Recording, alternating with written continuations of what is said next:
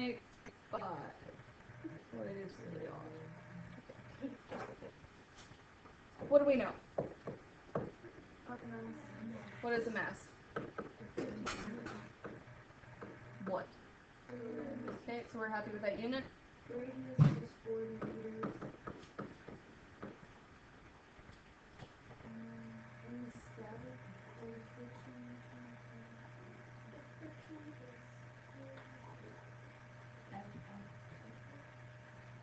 So that's that little U there that we were talking about yesterday. This.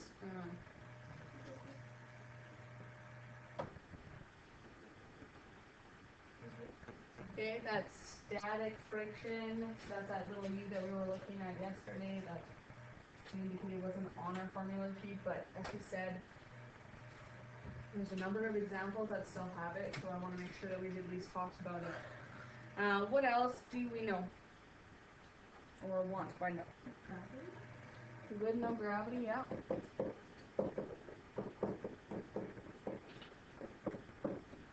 Anything else that we know or want to find?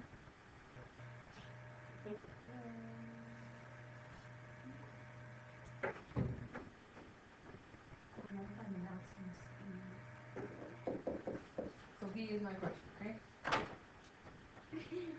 Okay, so now that we have those, what are our formulas or what can we use to solve this?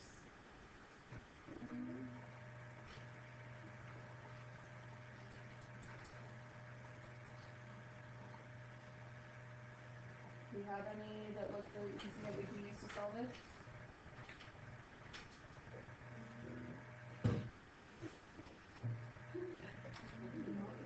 Not really.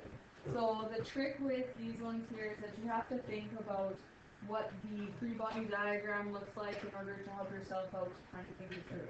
So I'm gonna have my little car here, and we have different forces acting on it. Okay, so what force is going upwards again? Normal, downwards, inwards, friction, or what else could it be called? Applied, centripetal. Okay, this side would be applied, right? FA. Do I know of any applied force on the other side? Does it tell me that it's skidding one way or anything like that? No.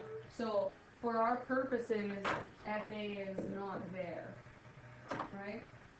We don't have an applied aspect. So I'm just going to erase it so that it doesn't confuse us. Alright, so now looking at this, I want to find what my friction force is. So if I have established that Fc equals Ff, okay, that they're the same thing or equal to each other, and we learned that our car isn't floating in the air or being sucked through the ground, they're going to balance out or equal each other. So if I continue on with that question with my Fc equals Ff, what's my formula for Fc? We have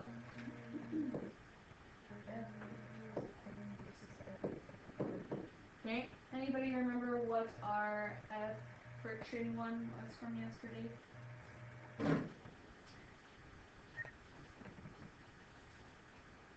No? No, it was the weird one with the U. The F is just standing for static, okay, which we just leave it as U. And then we say Fn, or the normal force. And the reason why we include it is because friction-wise, it has normal force. And if you think about it, if you really skid or you have a lot of friction going one way, you kind of jerk or jump upwards, you know how that happens? So we use our normal force value. So instead of Fn, what could I have written? What does F stand for? What's our formula for F? MA or MG, right? So I'm going to go with MG, and the reason why I'm doing that is because normal force is upwards, or gravity, sorry, is downwards, so we're going to use the G. Are you good with this so far? Now, if we look at these two forces, or these values so far, is there any variables that are similar or the same? m is found on both sides. So if we have a variable like that, what can we do with it? Cancels out. So I'm going to cancel those two out. So my two m's are going to be gone. I'm going to be then left with b squared for r equals this. Where did we get that from? I've never stolen. So we talked about it yesterday. Is that stolen in there? It's one that used to be provided for you and it's not on the sheet anymore. I would suggest at least having an idea of what it looks like. Okay? Granted, I'm going to show you shortcuts for one of the factors here, but I don't know why they've removed it, to be honest. So if I look at this, because I'm being asked for velocity, I know that I could just plug in my values, and I know and I realize that most of us like to plug in our numbers first and then solve, but I just want to show you variable-wise what we're going to do, and then show you how there is already the shortcut for an answer for you. So in order to get b by itself, I'm going to have b multiplied by r multiplied by r. I'm going to have b squared ug times r. And then I'm going to have to square root it, right? When I square root it, I get b, ug, and r. Okay? So what happens here is that we are now just going to plug in our numbers, right? So we get the 0.6.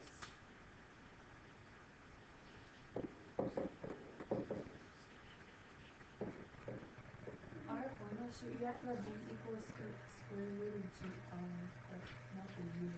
Yeah. And oftentimes, you can sometimes ignore that static friction or whatever. They might tell you to ignore it and then just solve for it, which is why it's a shorter one to use.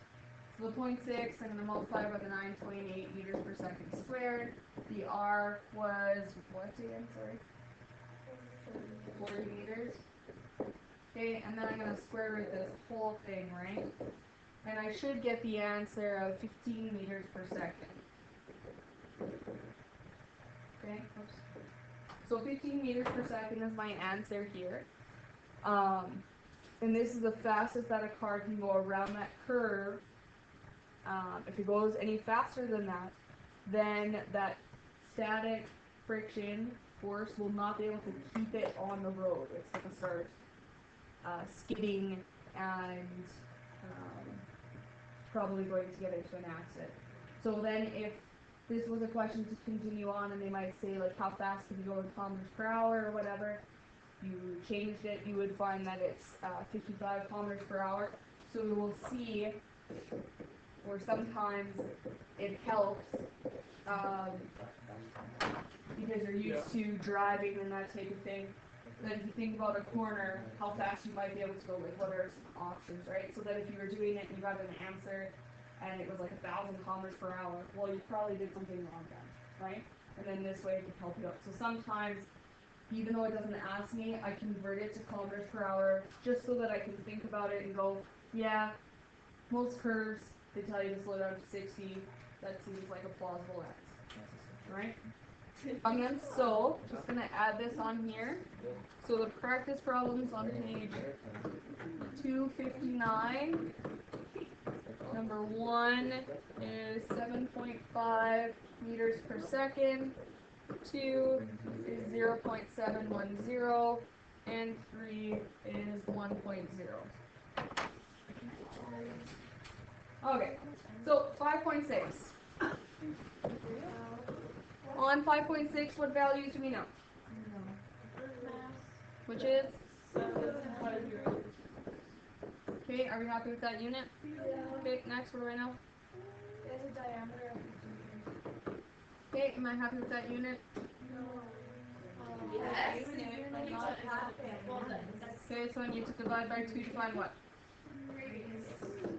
Okay, and so what is that going to be? 25 what? Okay, what else do I know? Okay, anything else that I know? What is that?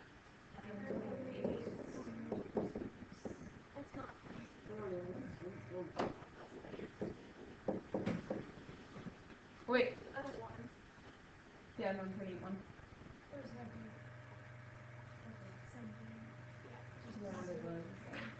So looking at this, we already found our R because we realized that. So we're going to have to compare our centripetal force and gravitational force to look at this. So I oftentimes will draw a picture, and I'm not sure, do you have an image at the top of yours at all? No. I don't think so. So if you think about this one, we're going to draw an image. So we're just looking at the top part or loop of that roller coaster, okay? So if you wanted to do a real fancy one, you could still do your, roller coaster, whatever. But I'm just looking at the top part. So my sweet little car is here. Remember, it's upside down, because they had indicated that they've gone to the vertical loop, so we're going to be there, and it says to stay on track. So if it's talking about staying on track, it's got to be the upside down portion of it, right? So if I look at this, what type of force is this? So I'm going to have my FG there, all right? And then I'm just going to say that this is the direction that they're going, okay? That's the velocity, etc. All right, so then with this, I need to realize that F net is going to be my force of gravity. And with my force of gravity, or F net, I'm really saying what is going to equal FG.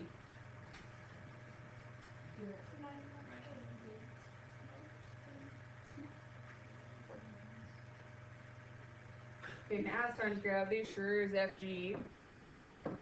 But what have we learned that the other type of force has got to be then?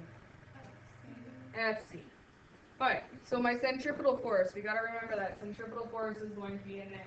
So I'm showing you the long route to figuring this out, and then how on your formula sheet it's shown to you. So if I look at FC, that's at mv squared divided by r equals mg. We already realized last time that our m's are going to cancel out, and I'm going to be left with my v squared r equals g, right? And in short, it's going to be v equals rg square root. This is one that we see on our pink sheet, correct? Or it could be gr maybe, I don't know. GR? Okay, so same idea. So instead of having to figure all of this out and do all that extra stuff, if you were being asked a question about velocity for some sort of circular aspect like that that's dealing with gravity, this is going to be your shortcut. Okay? So I'm now just going to plug in those numbers. Does it get too small when I do that? Should I go to another page? Okay, so my v equals rg square root. Okay, and you're solving for a velocity, right? So my r was 25, my g is 9.81 or 9.8, and I'm going to get an answer of 15.7 meters per second. And that means that the roller coaster must have a minimum of that speed in order to stay on the track. Yes? So page 262, numbers 1 and 2, and